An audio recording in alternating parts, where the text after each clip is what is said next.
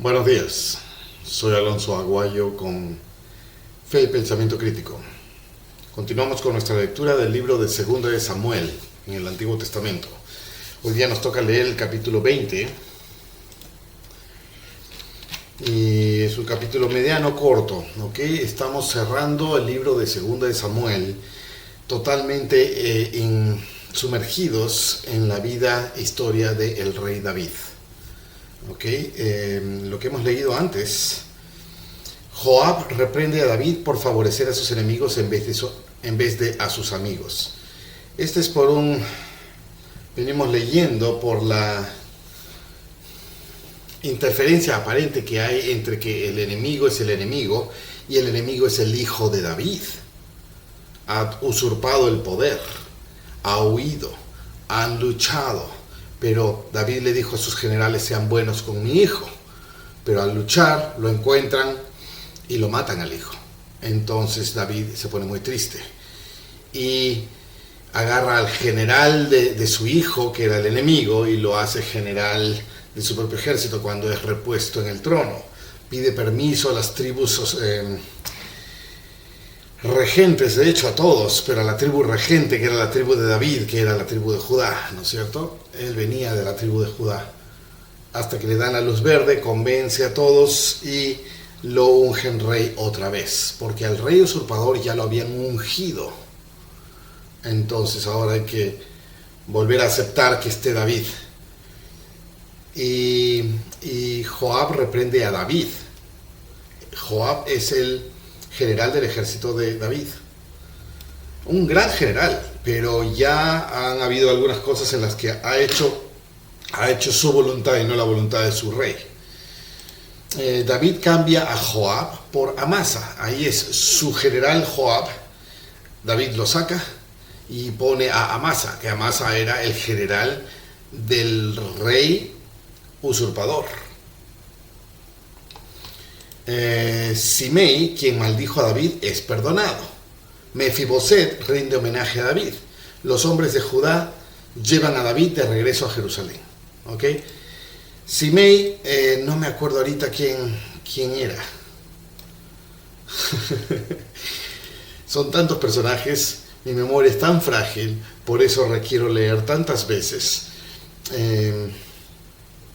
Pero acá vemos que David no destruyó al enemigo, Simei en este caso. Simei lo maldice a David. David lo perdona. ¿Okay? No estoy acá necesariamente resaltando la gran misericordia perdonadora de David, lo cual puede ser el caso. Pero aquí la casuística, la situación logística, contexto histórico, es que David está con el corazón roto. Esa es la realidad. David está triste, llorando, desesperado, deprimido. Todo eso está. Su hijo ha muerto. Sí, su hijo era el enemigo. Sí, su hijo hizo las cosas más terribles. Pero el amor de un padre es así. Y ya ha tenido hijos muertos tiempo antes, por causa de este mismo hijo. En fin, terrible, terrible. El corazón de David está roto. Y la razón que trae a David todo este sufrimiento viene desde mucho antes de que se rompa su corazón. Es consecuencia de un pecado de lujuria y posteriormente el asesinato indirecto por la lujuria de David. Pecado que merecía la muerte en ese momento. Pero debido a que era el rey, debido a que era conveniente para Dios mantenerlo vivo, el profeta Natán de la época dijo: no morirás por este pecado. Mas por este pecado la maldad brotará de adentro de tu familia, y tus esposas serán violadas en público. Y el hijo que tuvo con la mujer con la cual adulteró murió, a pesar que David lo rogó que lo salve. Dentro de la casa de David han ocurrido incestos, asesinatos, violaciones, ¿cómo se dice? Expropiaciones, no, no sé cómo se dice ahorita, me viene la palabra. Cuando alguien huye del país, porque es perseguido, uno de sus hijos. Luego vuelve del país, luego lo perdonan, luego este hijo le usurpa el gobierno, lo matan a ese hijo. Y en todo este plazo han pasado 50 años, 60 años, algo por ahí, si no más. El corazón de David está roto. Y muy en el fondo del corazón de David, David sabe que es por su culpa, su propia culpa. Mefiboset era uno de los hijos del rey Saúl, el rey previo a David. Mefiboset, hijo del cual David honra y lo cuida toda la vida del rey David. Los hombres de Judá llevan a David de regreso a Jerusalén. David se ganó al pueblo otra vez y le hicieron la bienvenida, lo escoltaron de regreso a Jerusalén y ahora David está de vuelta al reino.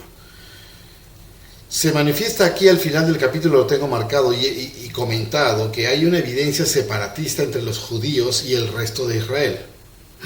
Israel, mencionábamos, es un país con 12 linajes, 12 tribus. Cada uno de estos linajes y tribus viene de un patriarca, que es uno de los 12 hijos de Jacob. Jacob, hombre al cual se le cambió el nombre a Israel. Israel es un padre de 12 hijos. Cada uno de estos 12 tienen 12 generaciones de hijos. 12 generaciones, no, 12 árboles de generaciones. Y se vuelven 12 naciones. Estas 12 naciones son las 12 naciones o tribus de Israel. A todo este país se le llama Israel. Pero Judá, uno de los hijos, se le dieron bendiciones especiales. A José, uno de los hijos, se le dieron bendiciones especiales y se dividieron esas bendiciones especiales de José entre los hijos de José, que eran Efraín y Manasés. Y hay mucha historia, doctrina y dentro de esas divisiones. Y la de Judá es importante, y para nosotros en esta situación es muy importante porque la de Judá es la que guarda el registro histórico y continúa registrando y escribiendo todas las historias del pueblo de Israel, pero desde el punto de vista de Judá, judíos. Y ellos han escrito desde entonces, desde que Jacob o Israel bendice a Judá, ha estado escribiendo por 500 años más, hasta que eran esclavos de Egipto, y luego son liberados por Moisés, y luego vagando en el desierto por 40 años, y luego conquistando la tierra prometida de Canaán, y otros 500 años más, y la historia de todos los profetas y reyes y jueces que han habido en ese tiempo después de Moisés. Y luego llega el profeta Samuel, después de mucho tiempo sin profeta, y empieza el tiempo de los reyes por solicitud del pueblo, mala decisión, es seleccionado Saúl, es sacado Saúl, es seleccionado David, y toda la historia de Goliat, y etcétera, etcétera, etcétera. ¿Okay? Todo esto es el pueblo de Israel ya gigante, un país, y se manifiesta desde el inicio cierta división. Judá es medio jefe. De hecho, desde la bendición que Jacob le dio a Judá y a los otros 12, la de Judá fue especial y casi lo puso de jefe. No dijo tú serás el jefe, pero dijo tú llevarás el cetro, que es casi lo mismo. ¿Es un mandato o es una profecía? Sea lo que sea, es más o menos el rol que ha jugado en la historia. Y Judá ha sido muy, no quiero decir separatista, pero individualista en cómo son las cosas y cómo deben ser las cosas. Y en su territorio de tribu asignado por Moisés estaba la capital, estaba el templo. Bueno, de esto vamos a hablar más adelante, todavía no ocurre.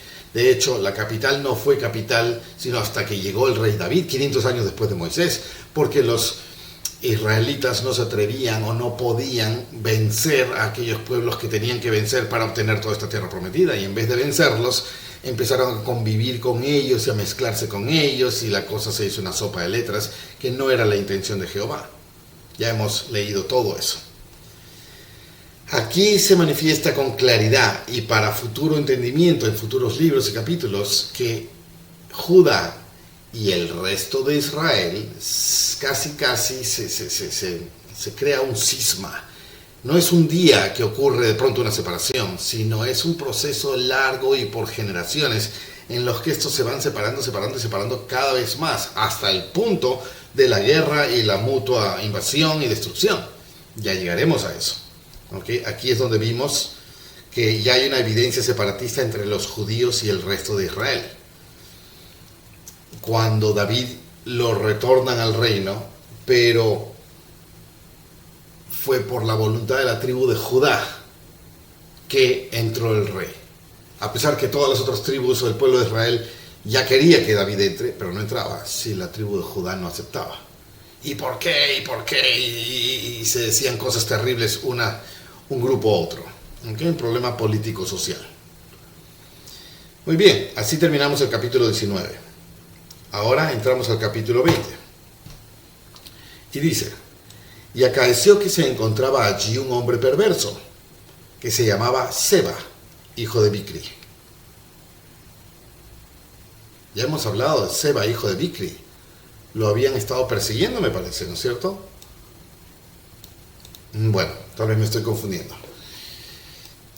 Y aconteció que se encontraba allí un hombre perverso que se llamaba Seba, hijo de Bicri. Ahora, allí supongo que es el último allí donde estábamos en el capítulo 19, que es Jerusalén, donde David está entrando y recuperando el trono.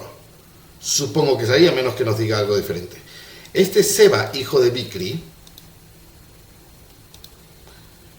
hombre de Benjamín, el cual tocó la trompeta y dijo: no tenemos nosotros parte con David, ni heredad con el hijo de Isaí. Israel, cada uno a su tienda. Esta frase que dijo Seba, hijo de Bicri,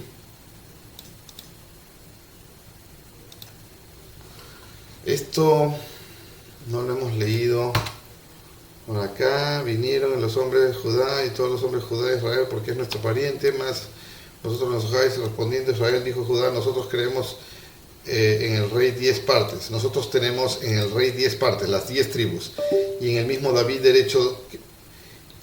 David más derecho que vosotros. ¿Por qué pues habéis tenido? Okay. Esta es la discusión que hubo entre las 10 tribus de Israel y la tribu de Judá. Ojo, que son 12 tribus, pero acá se mencionan 11. ¿Okay? Hay una razón que más adelante me atreveré a hablar tal vez. ¿Okay? La 12ª no mencionada es la tribu de José. Aunque se menciona a Benjamín, sí. Bueno, pues no, creí haber leído ya esto, pero tal vez no. Entonces, en esta discusión en la que los de Israel dicen: nosotros tenemos más derecho que ustedes de Judá sobre nuestro rey, porque si él es rey de todo el país, nosotros somos 10 tribus y ustedes solo son una, así que tenemos 10 partes más derecho que ustedes. Y entonces respondieron los hombres de Israel y dijeron a los de Judá: nosotros tenemos... ¿Dónde está? Y las palabras acá. Y las palabras de los hombres de Judá, en respuesta, fueron más severas que las de los hombres de Israel. Acá hay una pelea muy fea, y ya entramos a ese círculo egocéntrico de peleo por mi derecho y el otro pelea por tu atrevimiento, y entonces te dice cosas y ahora peleo por las cosas que me dijo, y le digo otras cosas y ahora peleo por las cosas que me dijo, y peleo por las cosas que me dijo, y al final las peleas escalan a tal grado que ya no sé por qué peleábamos originalmente. Ok, esto está empezando a pasar. Y ahora en esa discusión, un tal Seba, hijo de un tal Bicri, dice, que era de la tribu de Benjamín, toca la trompeta en medio de la discusión y dice: no tenemos nosotros parte con David. Es como diciendo: nos han votado, no nos importe, ni herencia con el hijo de Isaí. Es lo mismo, David es el hijo de Isaí. Isaí era el padre de David y padre de 8 hijos. David era el menor de todos. Ok, eso. Israel les dice a toda su gente: cada uno a su tienda, vámonos, básicamente, vámonos. Así todos los hombres de Israel abandonaron a David. Esto es potencialmente muy peligroso, porque si hay alguien que instiga el no nos importa, lo que va a causar es instigar rebelión. Apartémonos de él, dividámonos, independicémonos, destruyámoslos, invadámoslos. Ese es el potencial peligro de una disensión, ¿no es cierto? Así todos los hombres de Israel abandonaron a David y siguieron a Seba, hijo de Bicri. Pero los de Judá siguieron a su rey desde el Jordán hasta Jerusalén. Toda esta discusión ocurría en la bienvenida, la procesión de ingreso a Jerusalén para retomar el reino. Acaban de vencer al usurpador del trono, que era el hijo de David. A David no le importa nada. Todos sus enemigos vienen, no todos, pero algunos enemigos vienen a pedirle perdón. Él perdona, no me importa. Otros dicen, ¿por qué perdonas? Y él dice, no me fastidies, no me importa. Mataron a tu hijo, no me importa. Estoy triste por mi hijo, nada me importa. Esa es la posición de David ahora. Y cuando llegó David a su casa en Jerusalén, tomó el rey a las 10 mujeres concubinas que había dejado para guardar la casa. ¿Te acuerdas de esa historia? Cuando vino el rey usurpador, se llama Absalón, uno de los hijos de David. David huye con sus esposas y sus hijos o lo que sea que era parte de su casa. Pero a las concubinas, concubina no es esposa, sí es pareja, pero no nos hemos casado. Son solo mujeres con las que decido ser pareja. Y contigo, y contigo, y contigo, y contigo. Y vivo contigo y tenemos intimidad juntos, entonces eso es concubinato. ¿Era lícito para David? ¿Era ilícito? Nada se dice, ¿ok? Nada se dice. Sabemos que David ha tomado muchas mujeres desde el inicio de sus campañas militares y no se habla de que sea ilícito. Sin embargo, cuando tomó a una mujer que era de otro hombre, eso sí fue ilícito. Y fue el inicio de sus terribles experiencias en la vida, terrible. Tomó el rey a las 10 mujeres concubinas que había dejado para guardar la casa cuando venga el rey usurpador, el cual rey usurpador vino y violó a todas en público. A todas esas 10 concubinas. Y las puso en reclusión. Suena a prisión o guardadas. Reclusión en una casa y les dio alimento. Pero nunca más se llegó a ellas, nunca más tuvo intimidad con ellas, sino que quedaron encerradas hasta que murieron en viudez de por vida. Murieron en viudez. Uno es viudo cuando el esposo muere. Bueno, no sé qué quiere decir este término. Pero quedaron encerradas, alimentadas y con todo cubierto, pero en una casa, pero hasta el día de su muerte. Qué feo, ¿no? Después dijo el rey a Amasa, David, ¿ok? A Amasa, convócame a los hombres de Judá para dentro de 3 días y preséntate tú también aquí. Los hombres de Judá. ¿Quién es Amasa? Amasa era el general del ejército del rey usurpador vencido. Joab era el comandante general de los ejércitos del rey David. Pero Joab fue el que mató al rey usurpador, cuando David le había dicho a Joab, no lo mates, o sé bueno con él. Entonces, a la hora de haber vencido, David reemplaza a Joab como general de sus ejércitos y lo pone a Amasa como general de sus ejércitos. Al general del ejército enemigo. ¿Okay? ¿Cómo se siente Joab en todo esto? Supongo que es, no sé, ¿vamos a renunciar o qué? Y el rey David le dice, convócame a los hombres de Judá para dentro de 3 días y preséntate tú también. Fue pues Amasa a convocar a Judá, pero se tardó más tiempo del que había sido señalado. Y dijo David a Abisai, otro general importante en los ejércitos de David. Seba le dijo a Abisai, Seba, hijo de Bicri, nos hará ahora más daño que Absalón. Absalón, mi hijo usurpador del reino. Seba es el que acaba de declarar vámonos, no tenemos parte con Israel, no somos nada para David, vámonos. Este nos va a causar más daño de lo que nos hizo Absalón. Toma pues tú los siervos de tu señor y ve tras él. No sea que alcance las ciudades fortificadas y se nos escape. ¿Ok? Abisai tiene ese encargo, Amasa tiene el otro encargo. ¿Ok? Amasa, convócame esto. Y Abisai persigue a ellos. ¿Ok? Hay dos encargos aquí. El de Amasa se tarda más. Le dijo en 3 días y se ha tardado más. Entonces salieron en pos de él los hombres de Joab, y los cereteos, y los peleteos, y todos los valientes. Salieron de Jerusalén para perseguir a Seba, hijo de Bicri. Ojo, los hombres de Joab, a pesar que le dijo a Abisai, los consideran los hombres de Joab. No sé cuál es el rol de Joab ahora, porque puso a Amasa en el lugar de Joab, según entiendo. Y estando ellos cerca de la piedra grande que está en Gabaón, les salió Amasa al encuentro.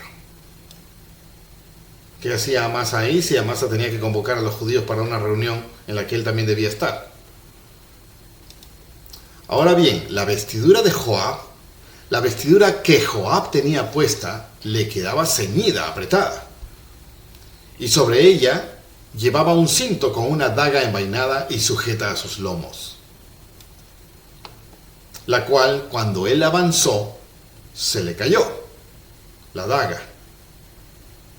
¿Ok? Entonces Joab dijo a Amasa, estamos hablando de que Joab, sí, la vestidura de Joab tenía un cuchillo, se le cayó el cuchillo. ¿Ok? Eso es. Entonces Joab le dijo a Amasa, Joab todavía está ahí, entonces Abisai, Joab, los hombres de Joab, los cereteos y los peleteos, todos fueron a perseguir a este Seba. Todos los generales se están encontrando. A Amasa le dijo, haz esto. A Joab y a Abisai y a los cereteos y peleteos les dijo, vayan a atrapar a este Seba. Y en el camino se encuentran con Amasa. No sé por qué Amasa está ahí. Dice que Joab tenía un cuchillo y se le cayó el cuchillo.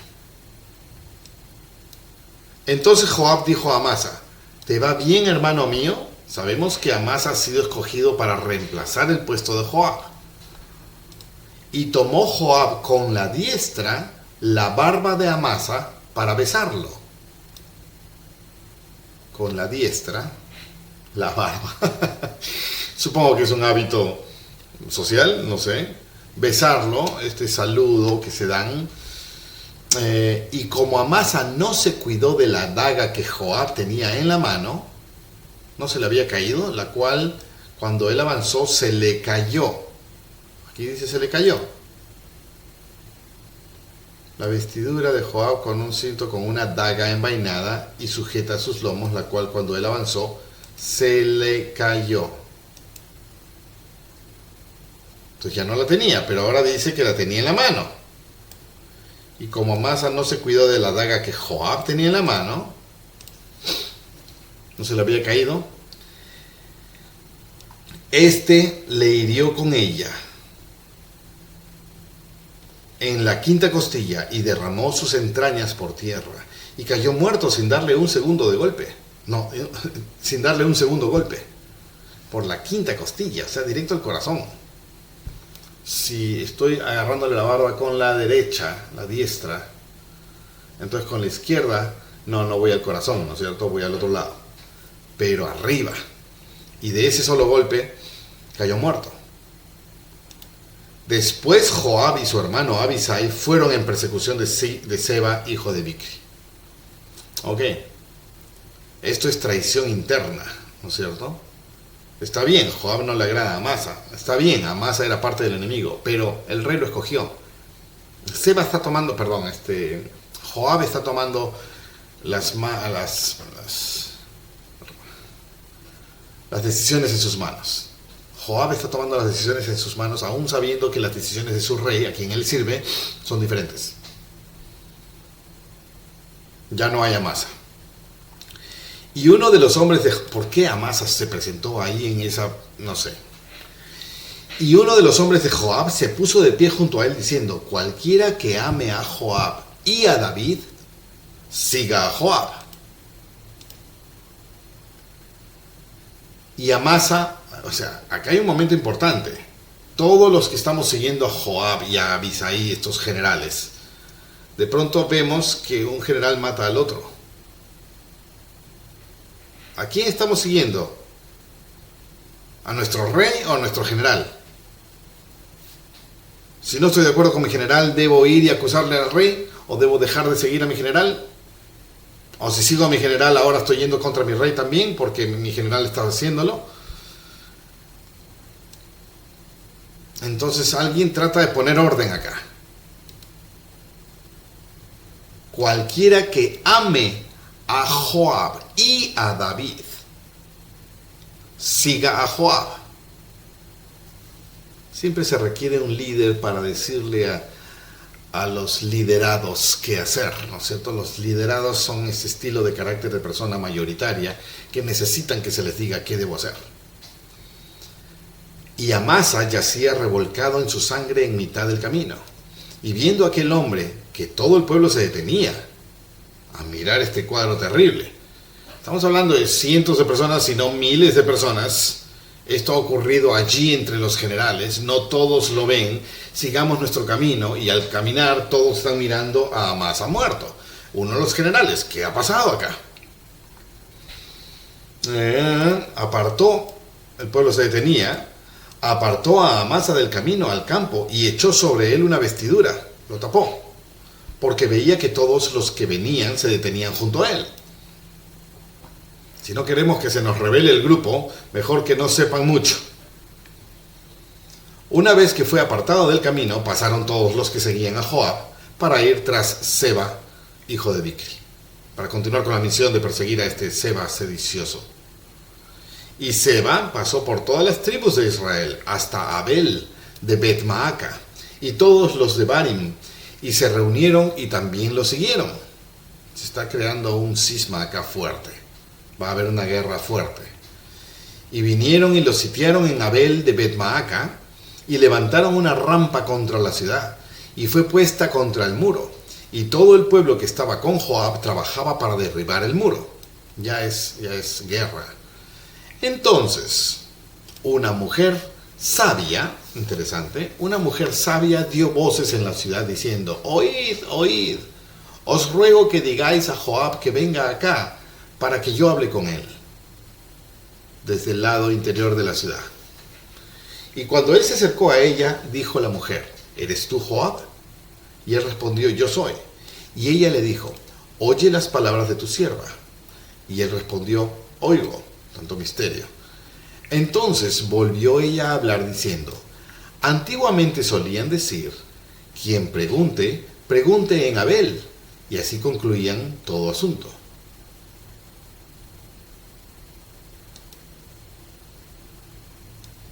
Extraño, ¿no? Un carácter particular de este pueblo. Si tienes alguna pregunta, pregunta en Abel. Abel es esta ciudad donde Seba, hijo de Bicri, no sé cómo se llamaba, hijo de Bicri, se había escondido o había llegado, y ha llegado con muchos seguidores y está dentro de esta ciudad fortificada, ¿ok? Y no podemos, llegaron Joab y su ejército, no pueden entrar, entonces estamos construyendo una rampa que va por encima del muro, ¿ok? Y en lo que ya van a entrar a invadir, una mujer dice esto, se reúne con Joab y le dice: quien pregunte, pregunte en Abel, esta ciudad. Y así concluyan todo asunto. Y continúa diciendo: yo soy de las pacíficas y fieles de Israel, y tú procuras destruir una ciudad y una madre en Israel. ¿Por qué destruyes la heredad de Jehová? Y respondió Joab diciendo: nunca tal cosa me acontezca, que yo destruya ni deshaga.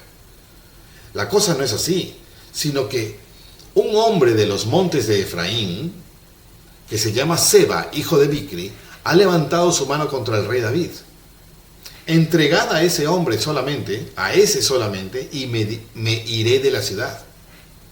Y la mujer dijo a Joab: he aquí que su cabeza te será arrojada desde el muro. Ahí está el dicho. Quien pregunte en Abel, no, antigüedad, quien pregunte en Abel. Tú pide nomás. Y así se concluirá todo asunto.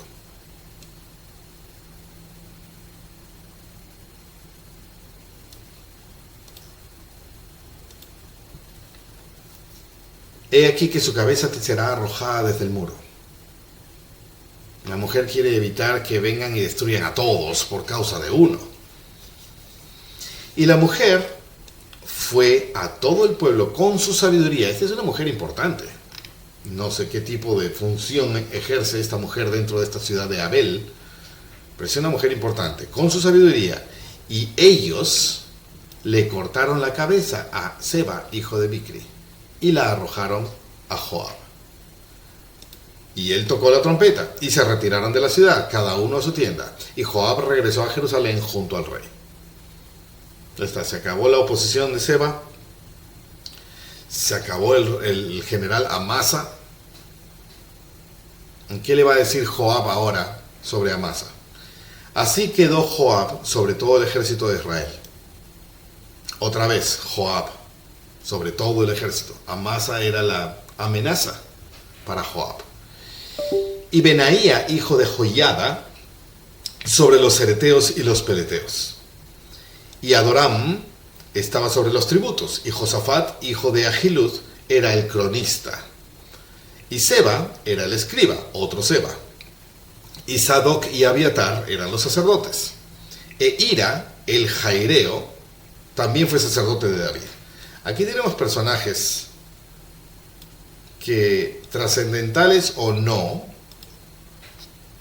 son mentados. Y si son mentados, me da miedo, me temo que vayan a ser otra vez mencionados más adelante.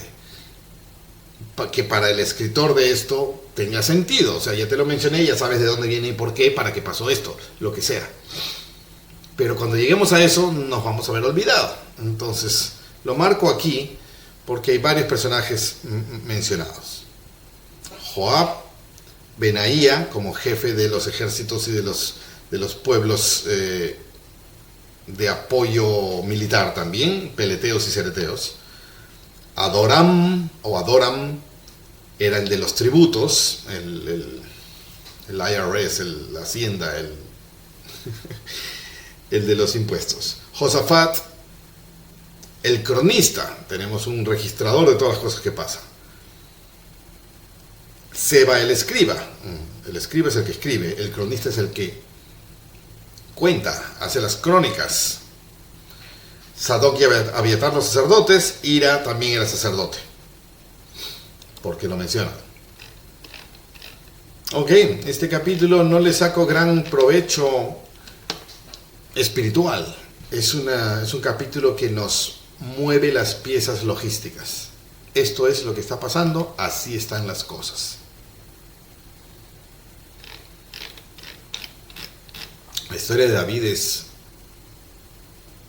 mentada en muchísimos capítulos, en muchos libros, y la hace muy importante.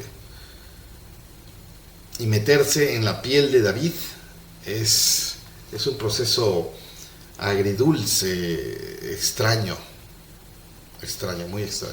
muy difícil. Pues este es el capítulo 20 de Segunda de Samuel. Voy a parar aquí y continuaremos en el próximo episodio.